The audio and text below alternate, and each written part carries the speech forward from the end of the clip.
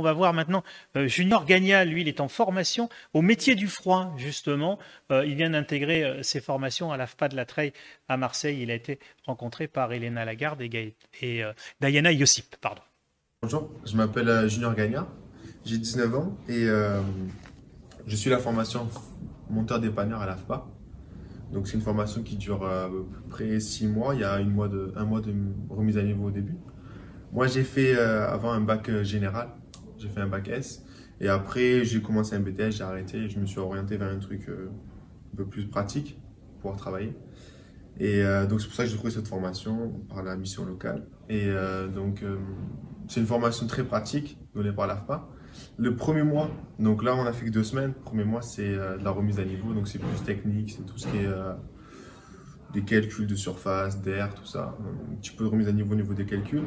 Et ensuite on va travailler sur des postes, on aura chacun un poste. Avec des climats installés, des dépannages à faire, il y aura des pannes qui seront mises et on devra trouver la solution. On devra aussi poser des clims.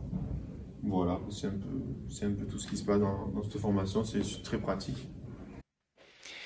Voilà pour cette visite avec un stagiaire donc à l'AFPA de la Treille à Marseille. On est de retour ici pour cette journée porte ouverte de l'AFPA en direct depuis l'espace froid de l'AFPA de Toulon-la-Valette avec Roger Siaco. Merci de nous accueillir. C'est chez vous ici en fait. C'est votre espace de formation. Vous pouvez nous faire une sorte de visite guidée. Qu'est-ce qu'on a autour de nous? Déjà, bienvenue. Donc ici, ce que vous pouvez voir derrière moi, en fait, ce sont des machines frigorifiques qui sont là. Donc moi, je suis à l'espace MCVC. C'est un peu le moins connu de toute la chaîne froid. Ça veut dire quoi? MCVC, donc AM, c'est agent de maintenance, mais surtout CVC, c'est chauffage, ventilation, climatisation.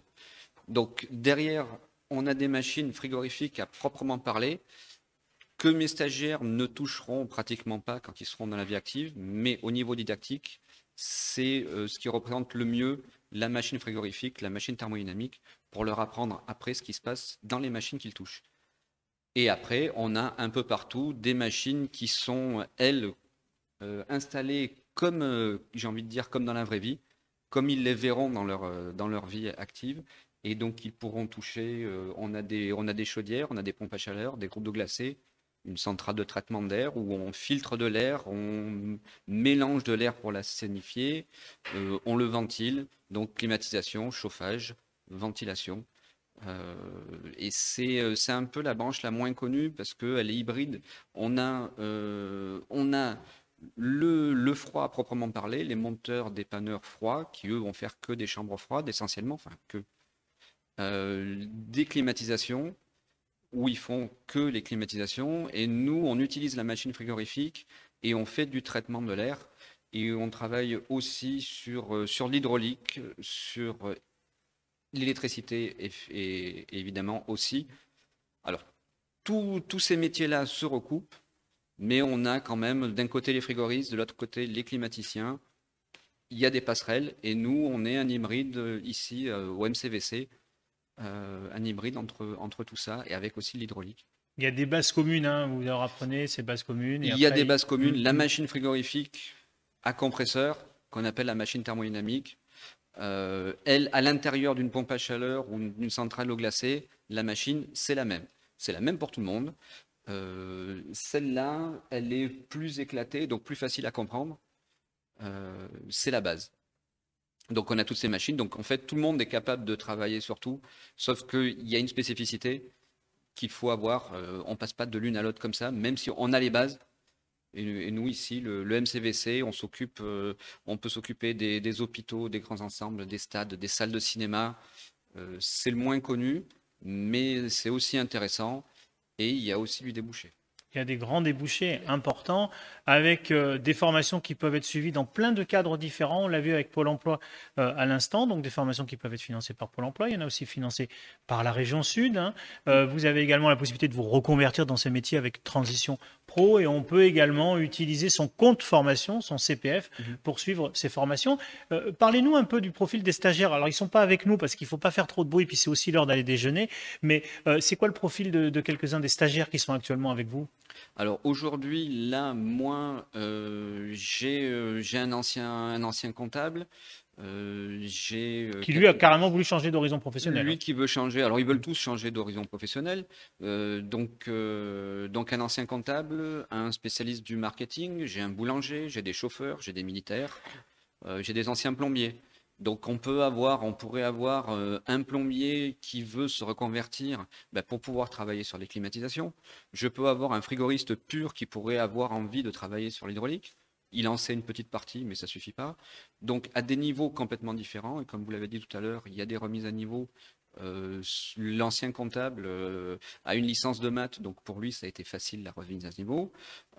Pour d'autres, une petite remise à niveau en maths, maths physique, pour que je puisse leur apprendre un peu plus facilement les bases du froid.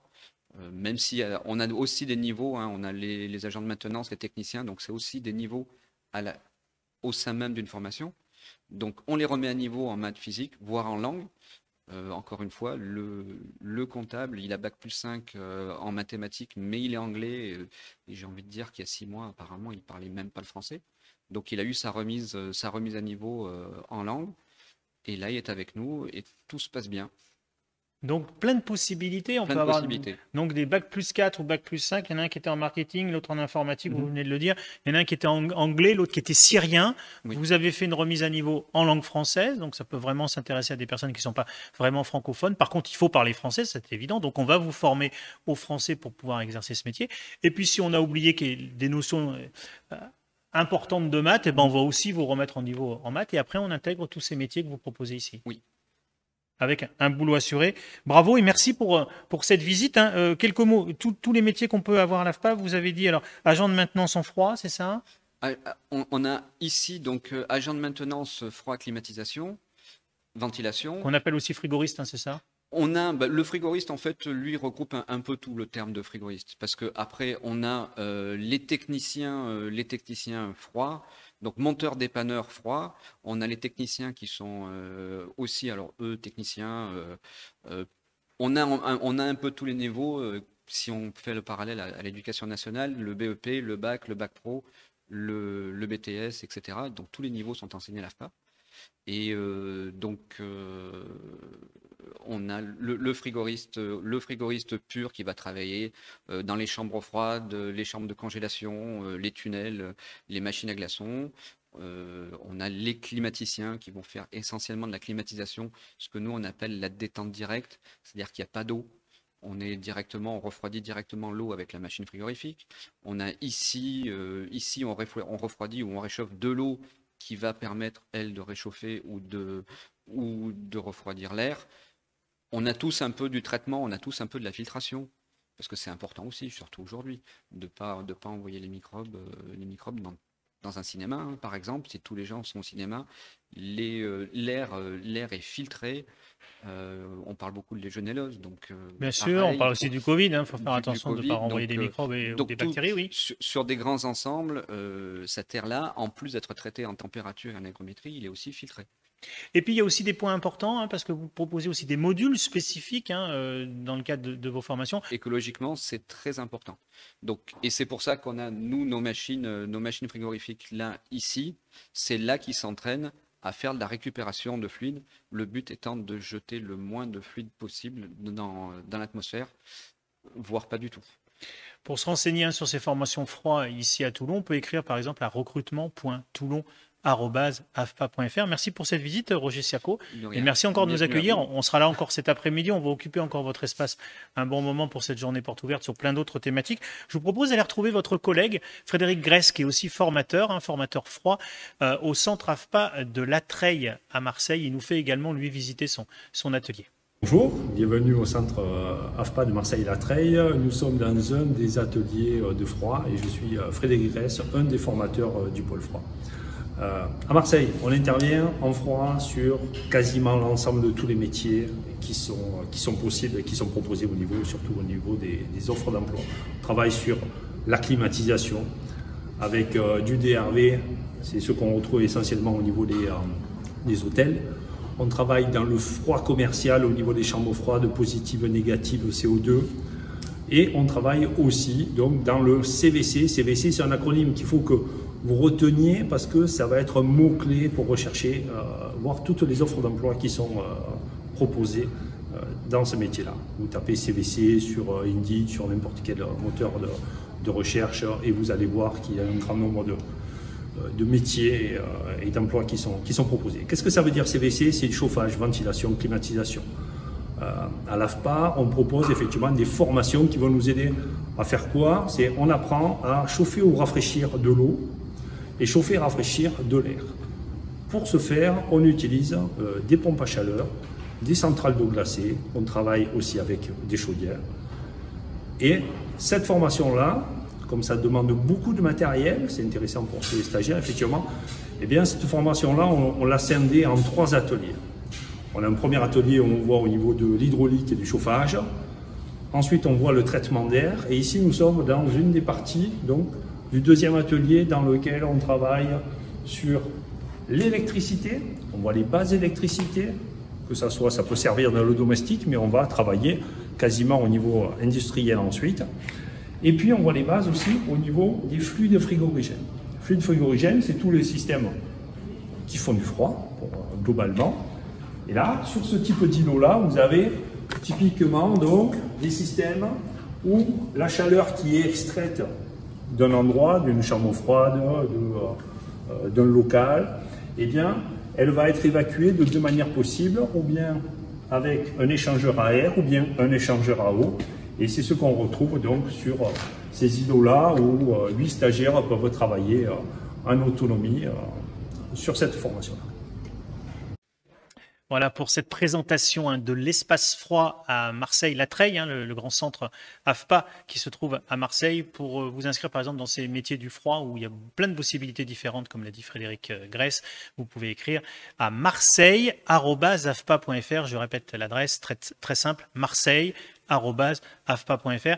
Merci au film réalisé par Elena Lagarde et Diana Yossip. On continue cette journée porte ouverte digitale de l'AFPA à distance, de cette façon-là, sur notre plateforme événement.afpa.fr. Je mélange un petit peu dans les noms, vous y êtes, ou vous êtes sur Facebook, vous pouvez nous rejoindre sur cette plateforme tout à l'heure à 14 h pour la suite de cette journée porte ouverte. On va parler du concept des villages AFPA. Pourquoi c'est important d'en parler dans les journées portes ouvertes? Parce que dans ces villages, il y a plein de services, des services plus dans ces tiers-lieux qui sont maintenant proposés par l'AFPA, ici à Toulon ou encore à Marseille, à Gap, à Istres et à Nice. On en parlera avec plein de possibilités toujours de se former, mais aussi d'être accompagné et d'avoir plein de structures qui nous accompagnent, qui nous aident à financer, par exemple, la création d'entreprises, comme l'ADI, mais également EGE qui nous accompagne pour écrire des CV, pour rencontrer les entreprises. Vous verrez, il y a plein de possibilités d'être accompagné pour réussir son entrée dans un futur métier et changer de vie professionnelle.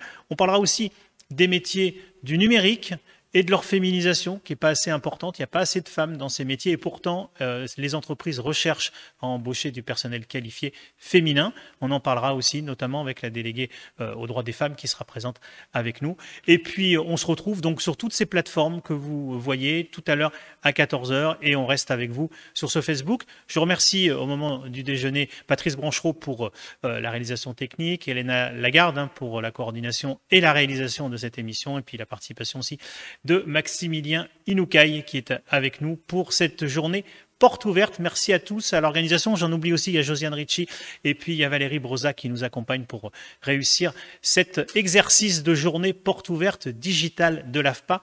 On se retrouve à 14 h pile. Vous allez voir l'écran juste après moi qui s'affiche avec le programme à 14 h.